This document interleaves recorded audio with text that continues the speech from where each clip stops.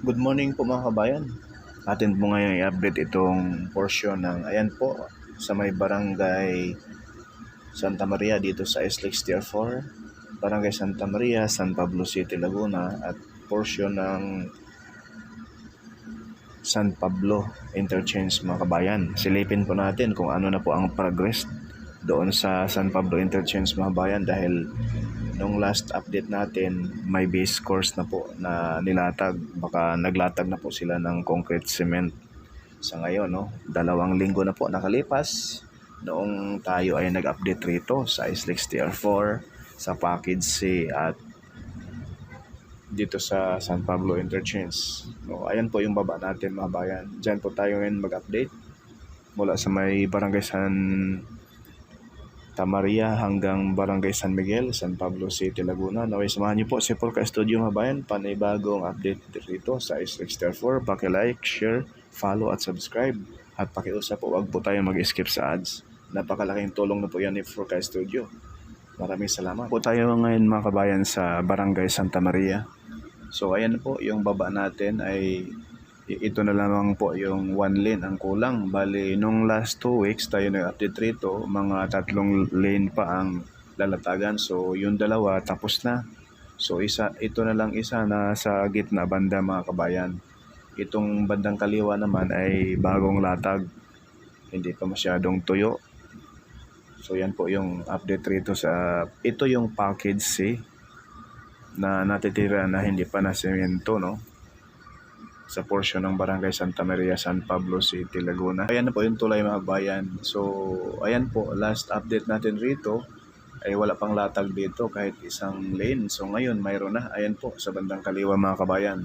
So sa unahan sementado na yan hanggang Tiaong Interchange na po. So ito yung natitira na hindi pa nalatagan ng concrete cement. Sada mga kabayan sa ilalim, yung Mala Expressway din ang lapad. Yan po yung Alaminos, San Pablo Bypass Road. Pakaliwa, yan na po yung papuntang Maharlika Highway sa may Barangay San Vicente. Kung saan dyan po nag-i-end ang Alaminos, San Pablo Bypass Road.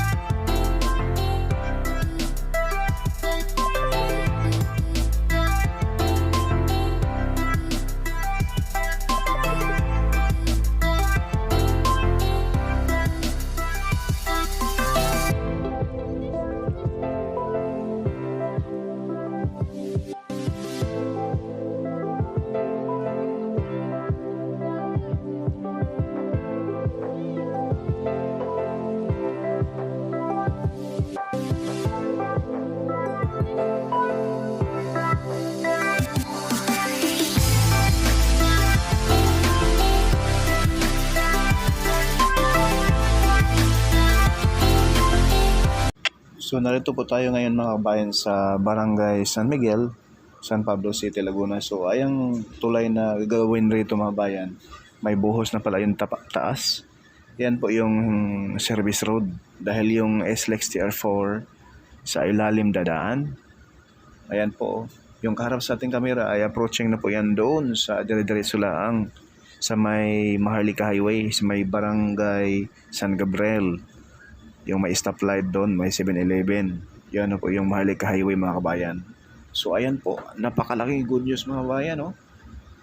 Ayan, ito na yung San Pablo Interchange. Mayroon na palang latag mga kabayan. Oh. Last update natin rito, wala pa. Base course pa lang ang nailatag. Sa ngayon, mayroong 3 lane na po ang nailatag. Sana all. Ayan po mga kabayan. Oh. Wow.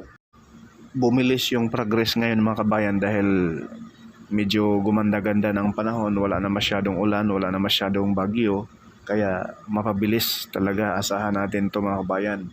Ngayong bago mag-April, baka itong kabuuan na package B, package C ay tapos na to, no? Ngayong buwan lang na January mga kabayan, tapos na to.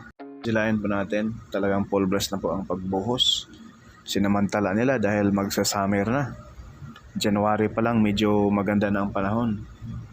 Kung wala lang mga kabayan na mga kalamidad, mga bagyo ay uulan, ang bilis ng gawa nito, no? Shout out po sa ating mga makikisig na mga Filipino workers dyan, no? Ingat lang po sa mainit na panahon dahil delikado din po sa high blood.